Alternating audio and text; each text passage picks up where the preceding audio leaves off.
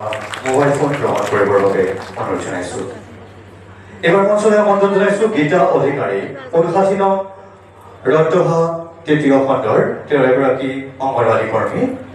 এই মঞ্চত গীতা অধিকাৰীয়ে মাননীয় মন্ত্ৰী মহোদয়ৰ হাতৰ পৰা মোবাইল ফোন গ্ৰহণ কৰিছে। এইবাৰ আমি মঞ্চলৈ আমন্ত্ৰণ জনাইছোঁ ৰাধাৰাণী চৰকাৰ, 104 নং বিশ্বস্পাৰা মিলন কেন্দ্ৰৰ তেওঁ এগৰাকী কৰ্মী।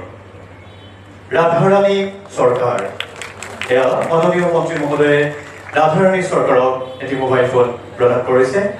এইবাৰ আমি মঞ্চলৈ আমন্ত্ৰণ জনাইছোঁ চাৰিকাবালা সিংহা, 1 নং দাসপাৰা অংগনবাদী কেন্দ্ৰৰ তেওঁ এগৰাকী কৰ্মী। চাৰিকাবালা সিংহা, মাননীয় মন্ত্ৰী মহোদয়ৰ হাতৰ পৰা চাৰিকাবালা সিংহাই এয়া মোবাইল ফোন গ্ৰহণ কৰিছে।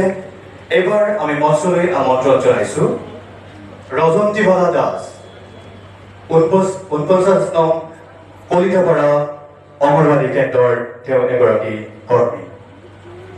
ৰজন্তীবালা দাস, আমি তেখেতক মোবাইল ফোন গ্ৰহণ কৰিবলৈ অনুৰোধ জনাইছোঁ। এয়া মাননীয় মন্ত্ৰী মহোদয়ে